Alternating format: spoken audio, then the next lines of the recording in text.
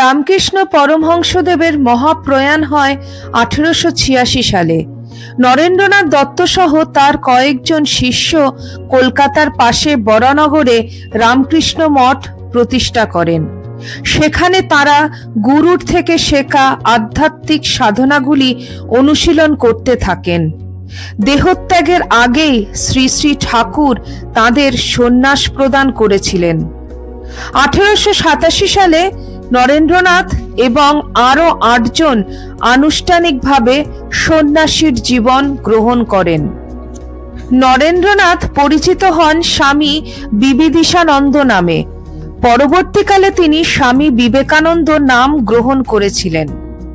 এরপর কয়েক বছর তিনি পরিব্রাজক হয়ে ভারতের এক প্রান্ত থেকে অন্য প্রান্তে ঘুরেছেন, বিভিন্ন তীর্থে গিয়েছেন, ভিক্ষা করে জীবন ধারণ করেছেন। কখনো রাজা মহারাজা এবং ধনী ব্যক্তিদের সাহায্য পেয়েছেন, কখনো বা দরিদ্র মানুষদের সংস্পর্শে থেকেছেন। এইভাবে ভারতীয় সমাজ ও সংস্কৃতির বিষয়ে প্রত্যক্ষ জ্ঞান অর্জন করেন স্বামী বিবেকানন্দ। সেই সময় তিনি জানতে পারেন আমেরিকার শিকাগো শহরে বিশ্ব ধর্ম মহাসম্মেলন অনুষ্ঠিত হতে চলেছে।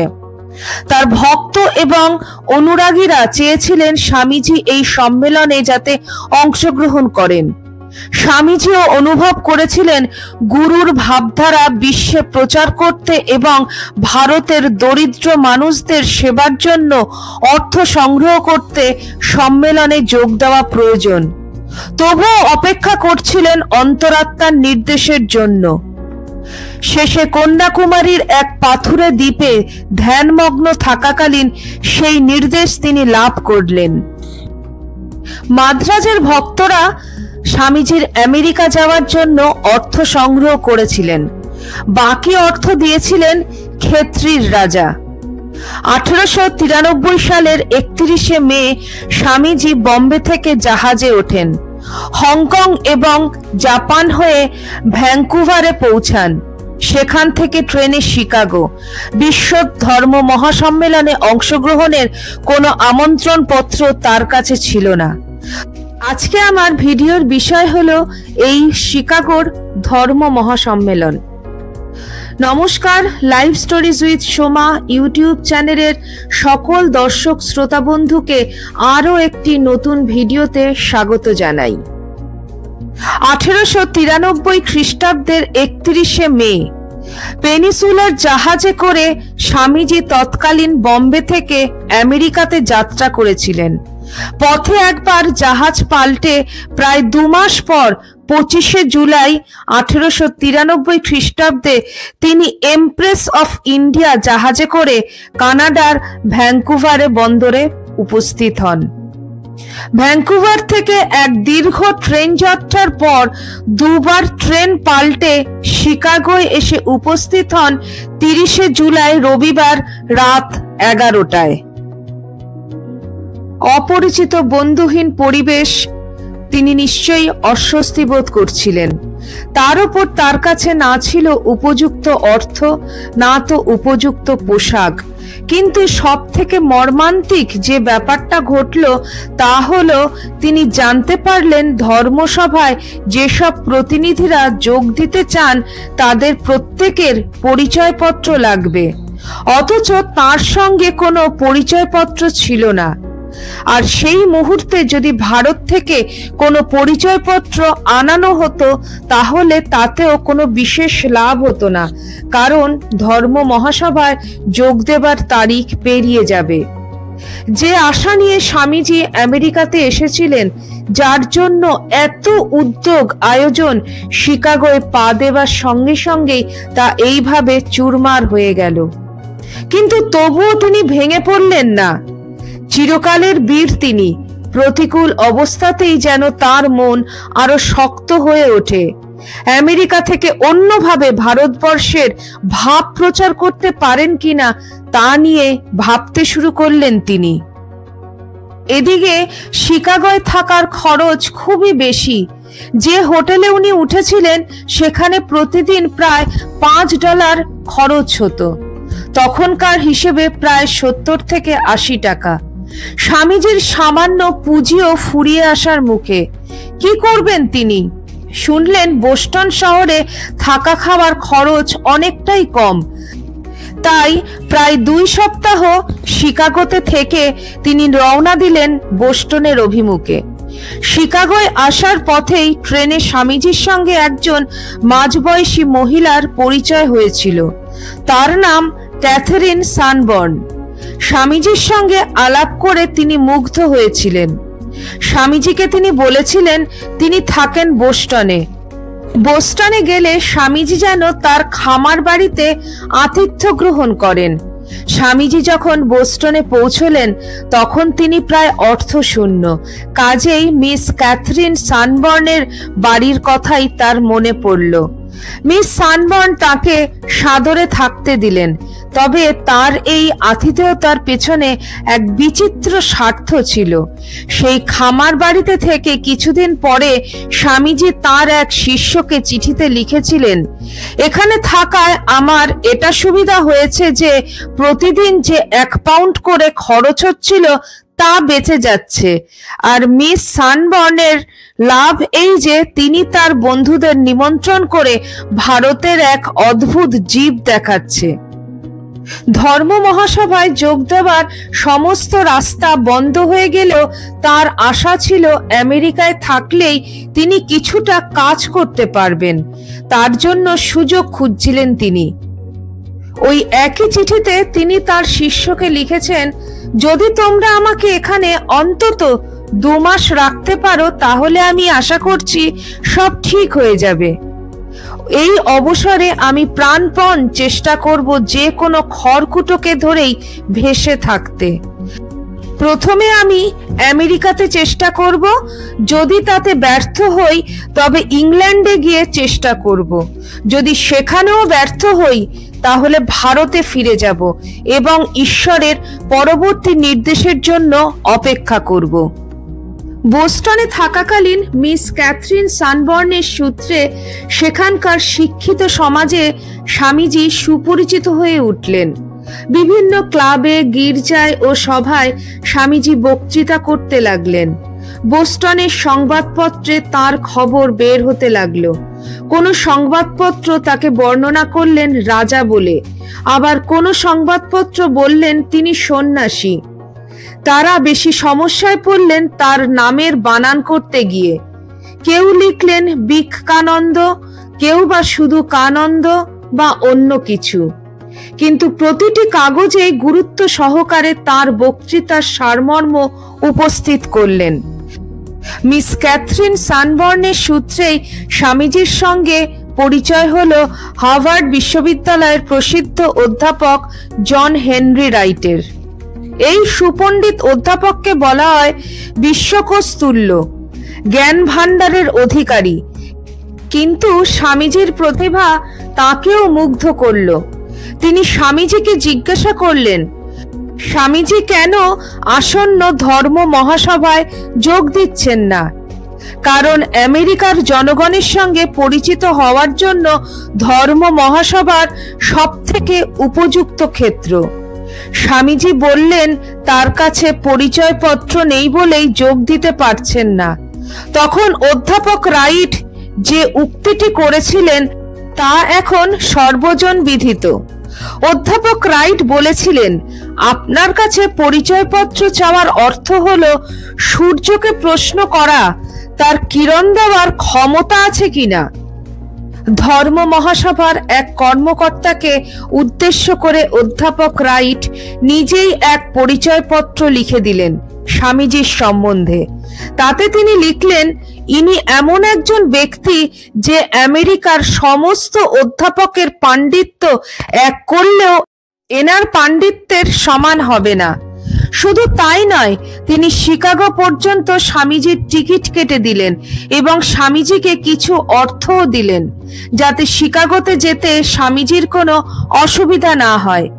এইভাবে অধ্যাপক রাইটের চেষ্টায় অসম্ভব সম্ভব হলো। ধর্ম মহাসভার রুদ্ধদ্বার অপ্রত্যাশিতভাবেই স্বামীজির কাছে খুলে গেল। 3 সপ্তাহ বোস্টনে থেকে স্বামীজি আবার রওনা হলেন শিকাগো শহরের উদ্দেশ্যে। বোস্টন ও তার পার্শ্ববর্তী এলাকায় এই 3 সপ্তাহে স্বামীজি 12টা বক্তৃতা দিয়েছিলেন। এই সূত্রে আমেরিকার জনসাধারণ সম্বন্ধে স্বামীজির কিছুটা ধারণা হয়ে গিয়েছিল। এইভাবেই দৈব নির্দেশেই আসন্ন ধর্ম মহাসভার জন্য কিছুটা পূর্ব প্রস্তুতি হয়ে গিয়েছিল। 9 সেপ্টেম্বর সন্ধ্যায় স্বামীজি আবার শিকাগোয় এসে পৌঁছলেন। পৌঁছে দেখলেন ধর্ম মহাসভার অফিসের ঠিকানা লেখা কাগজটা তিনি হারিয়ে ফেলেছেন। লোককে জিজ্ঞাসা করার পরেও ঠিকানা সঠিক জানতে পারলেন না।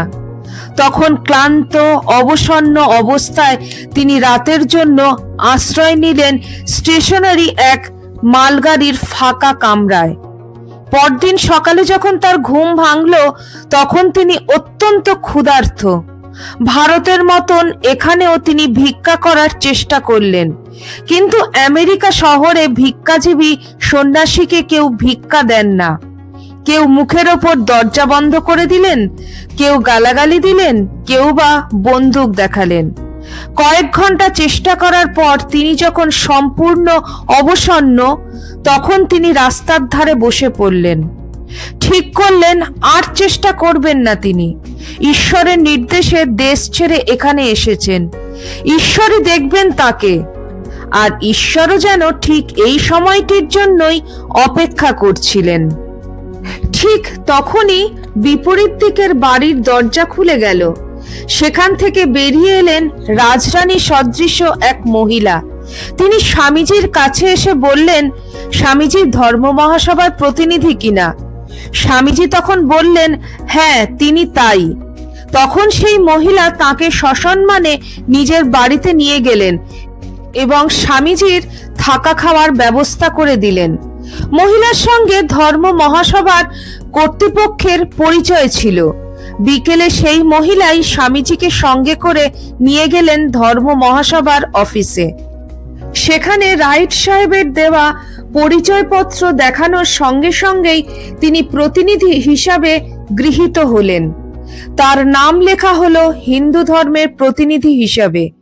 ওই মহিলার নাম ছিল মিসেস জর্জ ডব্লিউ হেল। এই হেল পরিবারের সঙ্গে স্বামীজির চিরকালের জন্য ঘনিষ্ঠ বন্ধুত্ব স্থাপিত হয়েছিল। প্রতিনিধি হওয়ার পর ধর্ম মহাসভার পক্ষ থেকে স্বামীজির থাকার ব্যবস্থাও করে দেওয়া হলো। যে পরিবারে স্বামীজিকে থাকতে দেওয়া হলো, সেই পরিবারে তখন আরো অনেক অতিথি ছিলেন।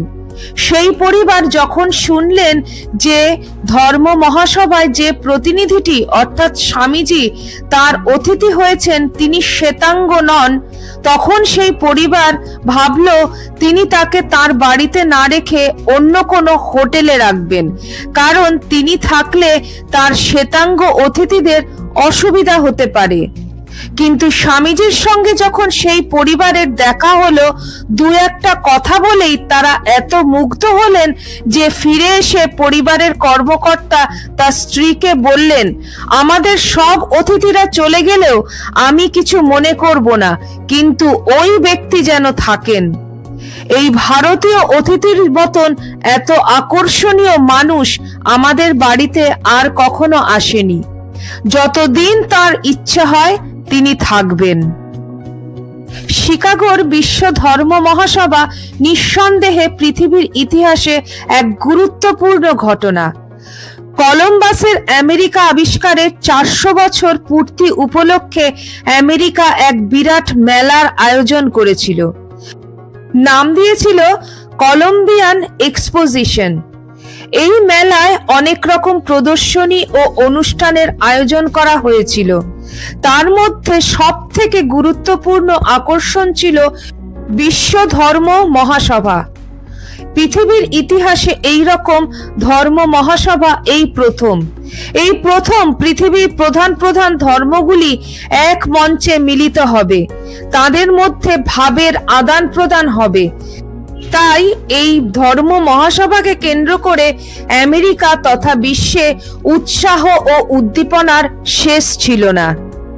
কত বড় ছিল শিকাগোর এই ধর্ম মহাসভা তা এই হিসেব থেকে বোঝা যায়।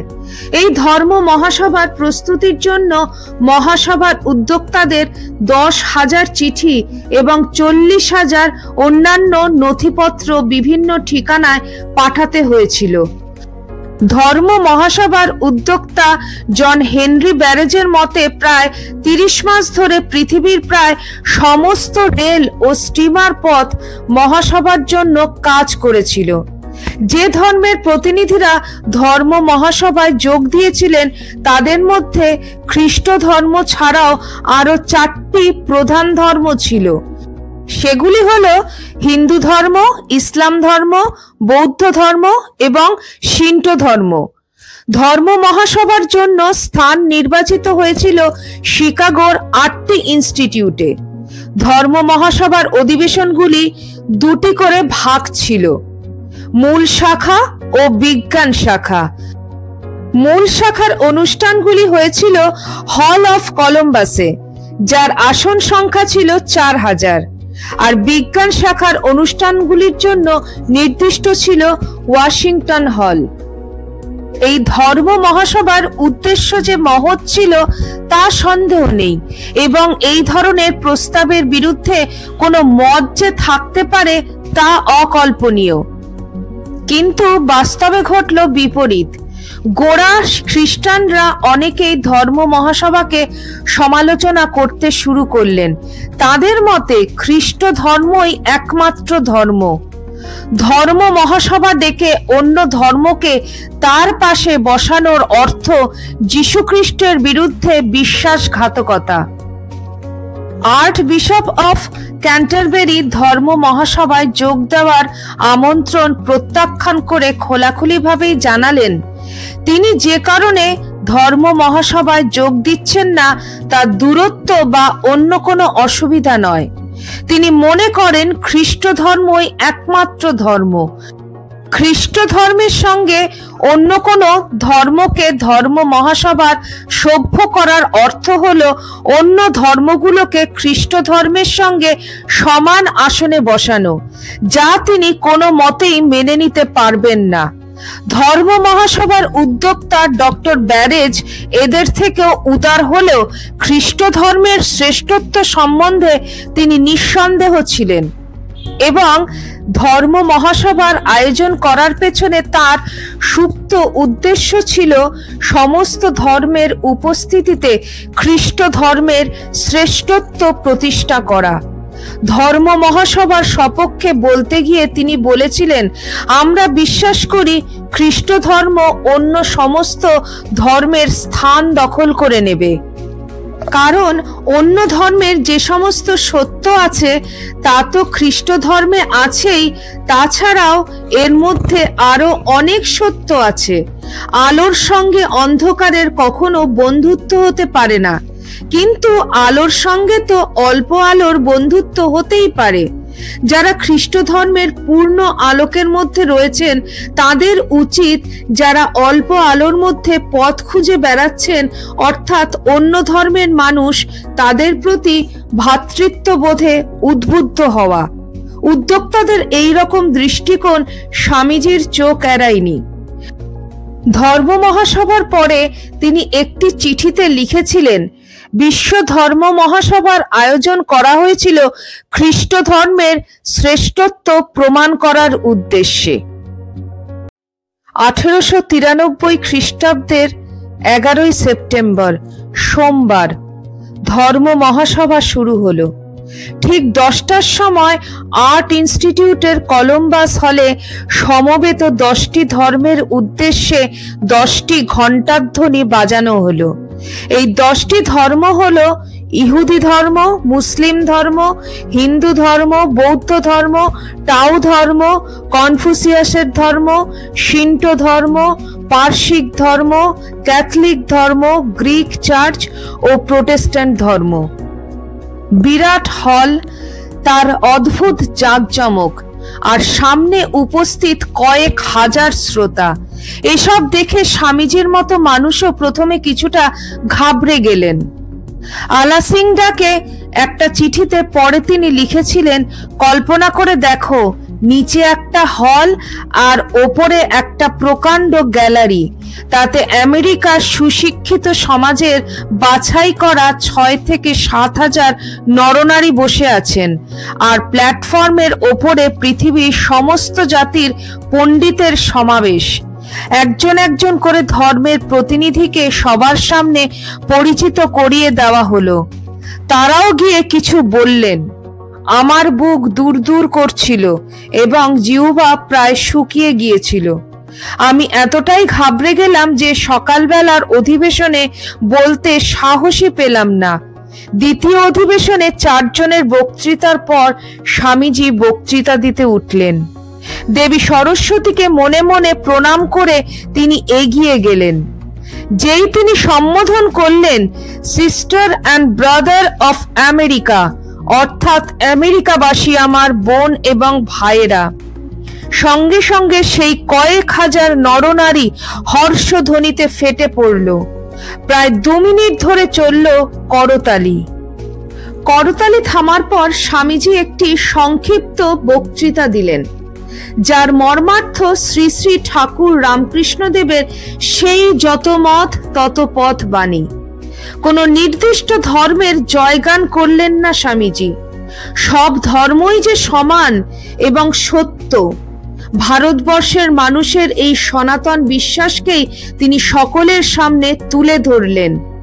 সেই ভাষণে তিনি বললেন, আমি সেই ধর্মের অন্তর্ভুক্ত বলে গৌরব বোধ করি যে ধর্ম জগৎকে শিখিয়েছে সহিষ্ণুতা ও সর্বজনীনের আদর্শ। আমরা শুধু সমস্ত ধর্মকে সহ্যই করি না, সমস্ত ধর্মকেই আমরা সত্য বলে বিশ্বাস করি। আমি সেই জাতির অন্তর্ভুক্ত বলে গৌরব বোধ করি যে জাতি সমস্ত ধর্মের, সমস্ত জাতির নিপীড়িত ও শরণার্থী মানুষকে আশ্রয় দিয়ে এসেছে।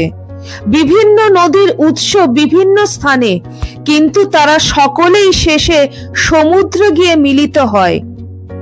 হে ঈশ্বর, নিজের নিজের রুচির বৈচিত্র্যের জন্য সরল জটিল নানা পথ ধরে যারা চলেছেন, তাদের সকলের একমাত্র লক্ষ্যস্থল কিন্তু তুমি।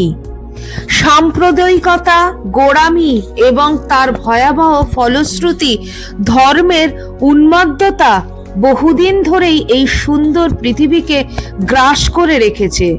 জগৎকে তারা হিংসায় পরিপূর্ণ করেছে, মানুষের রক্তকে সিক্ত করে দিয়েছে এবং জাতির পর জাতি এর ফলে হতাশায় নিমগ্ন হয়েছে। এই সমস্ত ভয়াবহ পিচাস যদি না থাকতো, তাহলে মানব সমাজ এখনকার থেকে অনেক বেশি উন্নত হতো। কিন্তু তাদের অন্তিম সময় উপস্থিত এবং আমি আন্তরিকভাবে আশা করি এই সম্মেলনের সম্মানে আজ সকালে যে ঘণ্টাধ্বনি হলো, তা যেন সমস্ত ধর্মের গোঁড়ামি এবং সমস্ত অত্যাচারের মৃত্যু ঘণ্টা হয়। একই লক্ষ্যের দিকে এগিয়ে চলেছে যেসব মানুষ, তাদের পরস্পরের মধ্যের সমস্ত অসদ্ভাবের সমাপ্তি ঘোষণা করুক ওই ঘণ্টার ধ্বনি। বক্তৃতা শেষ হওয়ার সঙ্গে সঙ্গে আবারও হর্ষধ্বনি হলো। ধর্ম মহাসভার উদ্দেশ্য ও আকাঙ্ক্ষার কথা স্বামীজির মতন এমন স্পষ্টভাবে আর কেউ প্রকাশ করতে পারেননি। তাছাড়া যা তিনি বলেছেন তা নিছকই বক্তৃতা ছিল না। সমস্ত ধর্ম যে সমান শ্রদ্ধার, এ সত্য যে তিনি শুধু বিশ্বাস করে বলেছেন তা নয়, এটা তার চরিত্রের, স্বভাবের, জীবনের ও আচরণের বিষয় ছিল। তাই তার বক্তৃতায় যে আন্তরিকতা ফুটে উঠেছিল তা অন্য কোনো বক্তার বক্তৃতায় ছিল না। এই কারণে তিনি প্রথম আবির্ভাবেই শ্রোতাদের হৃদয় জয় করতে পেরেছিলেন। ভারতবর্ষের এক সংবাদপত্র যথার্থ মন্তব্য করেছিল, বক্তৃতার ইতিহাসে এমন চমকপ্রদ ঘটনা আর ঘটেনি। কলকাতার অমৃতবাজার পত্রিকা মন্তব্য করেছিল, পাশ্চাত্যের কাছে আমাদের জাতির মর্যাদাকে উত্তোলন করতে আমাদের রাজনৈতিক নেতারা এতকাল একযোগে যা করেছেন, তার চেয়ে ঢের বেশি করেছেন স্বামী বিবেকানন্দ একাই। 1992 সালে স্বামীজির শিকাগো বক্তৃতার শতবর্ষ পূর্তির 1 বছর পূর্বে ইলেনার স্টার্ক নামে একজন আমেরিকান লেখিকা স্বামীজির সম্বন্ধে একটি বই লিখেছিলেন, দ্য গিফট আনওপেন্ড। বইটিতে লেখা আছে, কলম্বাস আমেরিকা মহাদেশের ভূখণ্ডটা আবিষ্কার করেছিলেন, কিন্তু স্বামী বিবেকানন্দ আবিষ্কার করেছিলেন আমেরিকার আত্মাকে। একজন বৃদ্ধা মহিলা যিনি স্বামীজির প্রথম দিনের বক্তৃতায় উপস্থিত ছিলেন, তিনি পরবর্তীকালে তার অভিজ্ঞতা বর্ণনা করে বলেছেন, যখন সেই তরুণ মঞ্চে উঠে দাঁড়িয়ে বললেন আমেরিকার বোন ও ভাইয়েরা, তখন 7,000 শ্রোতা উঠে দাঁড়ালেন, এমন কোনো কিছুর প্রতি শ্রদ্ধা জানাতে যা তাদের পক্ষে ভাষায় প্রকাশ করা সম্ভব ছিল না। যখন বক্তৃতা শেষ হলো, তখন দেখলাম দলে দলে মহিলারা বেঞ্চ টপকিয়ে তার কাছে এগিয়ে যাচ্ছেন। আমি তখন মনে মনে ভাবলাম, বাছা, যদি তুমি এই আক্রমণে মাথা ঠিক রাখতে পারো, তবে বুঝবো তুমি নির্ঘাত ভগবান।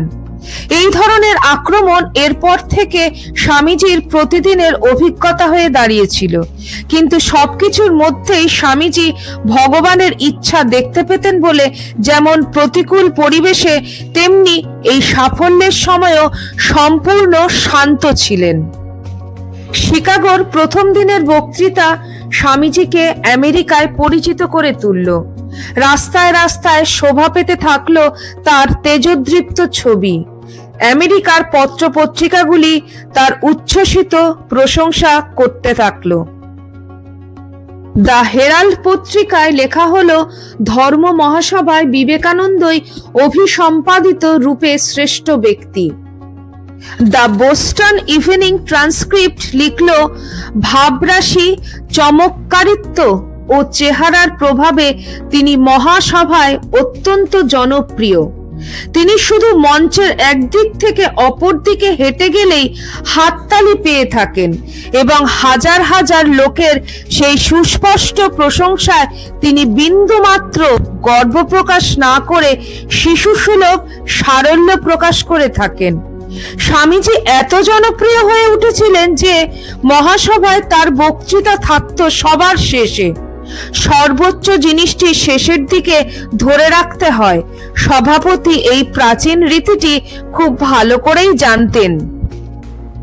দ্য ডেইলি হেরাল্ড পত্রিকা 1894 খ্রিস্টাব্দের 11 এপ্রিল লিখেছিল, কার্যক্রমের শেষ মুহূর্তের আগে বিবেকানন্দকে বক্তৃতা দেওয়া হতো না। এর উদ্দেশ্য ছিল সভায় উপস্থিত অতিথিগণকে শেষ পর্যন্ত ধরে রাখা। কোন গরমের দিনে নীরস বক্তার সুদীর্ঘ বক্তৃতার ফলে যখন শত শত অতিথি সভাকক্ষ ত্যাগ করতে থাকতেন, তখন বিরাট শ্রোতাকে ধরে রাখার জন্য শুধু এইটুকু ঘোষণা করলেই যথেষ্ট হতো যে শেষ প্রার্থনার আগে বিবেকানন্দ সংক্ষেপে কিছু বলবেন। তখনই তার 15 মিনিটের বক্তৃতা শোনার জন্য তারা ঘন্টার পর ঘন্টা বসে থাকতেন। কিন্তু এত খ্যাতি, এত প্রশংসার মধ্যেও স্বামীজির মনে জেগেছিল তার দেশবাসীর দুঃখ দুর্দশার কথা। প্রথম দিনের বক্তৃতার পর যখন তিনি রাতে শুতে গেলেন, তখন তার প্রাণ কেঁদে উঠল দেশবাসীর জন্য। ভারতের দুঃখ দারিদ্র্যের কথা ভেবে কোমল শয্যা তার গায়ে কাঁটার মতো বিঁধতে লাগলো। বিছানা ছেড়ে তিনি মাটিতে এসে শুলেন। চোখের জলে ভাসতে ভাসতে জগৎজননীর উদ্দেশ্যে বলতে লাগলেন, মা, আমার দেশ যেখানে অবর্ণনীয় দারিদ্র্যের মধ্যে ডুবে রয়েছে, সেখানে মান যশের আকাঙ্ক্ষা কে করে? গরিব ভারতবাসী, আমরা কি দুর্দশায় না এসে পৌঁছেছি? আমাদের দেশে লক্ষ লক্ষ মানুষ এক মুঠো অন্নের জন্য মারা যায়, আর এদেশের লোকেরা ব্যক্তিগত সুখের জন্য লক্ষ লক্ষ টাকা খরচ করেন। ভারতের জনসাধারণকে কে ওঠাবে? কে তাদের মুখে অন্ন দেবেন? মা, দেখিয়ে দাও আমি কি করে তাদের সেবা করতে পারি।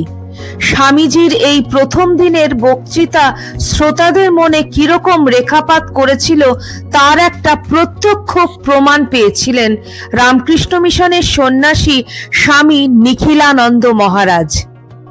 তিনি যখন আমেরিকার বেদান্ত সোসাইটিতে রয়েছেন, তার সঙ্গে এক ইহুদি বুদ্ধিজীবীর পরিচয় হয়।